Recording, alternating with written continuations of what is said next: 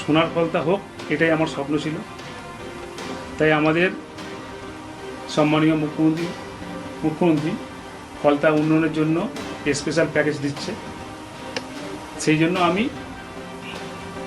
আগামী 21শে মে যে রিপল আছে, সেই রিপলের কন্টেস্ট থেকে আমি নিজেকে দূরে সরিয়ে নিলাম।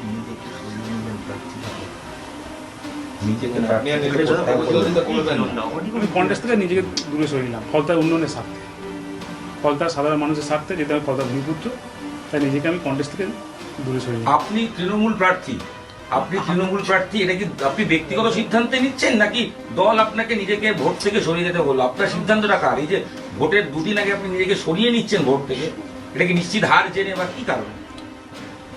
আমি এর আগে অনেক প্রশ্ন করেছেন, উত্তর দিয়েছি।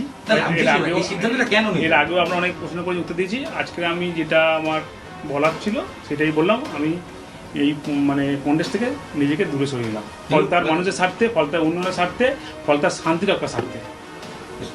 আমার একটাই প্রশ্ন, সেটা যে 29 তারিখ ভোটে যে ঘটনাগুলো ঘটলো, টেপ লাগানো বিরোধী প্রার্থীর ক্ষেত্রে, কোথাও আতর লাগানো, এটা আপনি কেন করতে বললেন বা কেন করালেন যদি জিজ্ঞেস করি আপনি? 29 তারিখ এই রিপোল হলো তো একমাত্র ভোট অবাধ হয়নি বলেই, কমিশন তো একাধিক প্রমাণ পেয়েছিল। তো সেই পরিপ্রেক্ষিতে আপনি এটা কেন করিয়েছিলেন বা কার নির্দেশে করিয়েছেন? আমি এর আগে অনেক প্রশ্নের উত্তর দিয়েছি, 29 তারিখে অনেক প্রশ্নের উত্তর দিয়েছি। আমি আজকের যেটা আমার বলার ছিল যে আমি ফলতার মানুষের স্বার্থে, উন্নয়নের স্বার্থে, শান্তির স্বার্থে, সুস্থতার স্বার্থে, সোনার ফলতা গড়ার স্বার্থে আমি 21শে মে ইলেকশন থেকে নিজেকে কন্টেস্টে সরিয়ে নিই। গত 29 তারিখে ঘটনার পরিপ্রেক্ষিতে আপনি কি বলবেন? যে ঘটনা ঘটলো, মানুষ ভোট দিতে পারেনি, ভোটের ওপরে কালি, কোথাও টেপ লাগানো, কোথাও আতর লাগানো, এটা কেন করলেন বা করিয়েছিলেন? এটা আমি করিনি।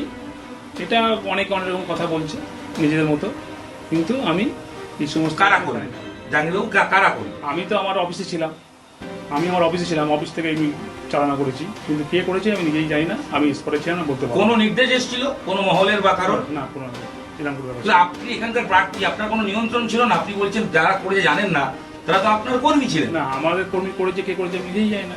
যারা বিরোধী দলের টেপ লাগালো, না যারা আজকে যে জন্য আমি দেখেছিলাম যে আমি 21শে মে রিপোলের যে কন্টেস্ট আছে, কন্টেস্ট থেকে নিজেকে দূরে সরিয়ে নিলাম। আমার একটা প্রশ্ন আছে যে আপনি বিজেপি থেকে যেটা ফলতা জুড়ে আপনার বিরুদ্ধে ভুরি অভিযোগ করছে, এটা বিষয়ে কি বলবেন? ভুরি অভিযোগ করছে সাধারণ মানুষ যদি সাধারণ মানুষ করে, তারা যেটা ভালো বুঝেন সেটা বলছেন। আমার এখানে কিছু বলার কিছু নেই। আমার ব্যক্তিগত মত, আমি ফলতার মানুষের সঙ্গে কোনদিন খারাপ ব্যবহার করিনি, এবং প্রত্যেকটা মানুষ যে বলছে আমার সামনে। আমি হাঁটতে পারতাম না, আমার হাঁটু বেঁকে গেছিলো। আমি পড়ে গেলে আমি উঠতে পারতাম না। আমি এখানে আসি অন্যতম নার্সিংহোমে এসেছি, দে তার কাছে নিয়ে এসেছি, তখন আমার চিকিৎসা করে। আমি চিকিৎসাতে আমি ভালো হয়েছি, আজকে আমি হাঁটতে পারছি, আমার অসুবিধা হয়নি। উনি 15 দিন আগে আমার কাছে এসেছিলেন, দুটো পাই একবারেই বেঁকে গিয়েছিল, যাকে আমরা ফিক্সড ফ্লেক্সন ডিফর্মিটি বলি। উনি হাঁটতেও পারছিলেন না।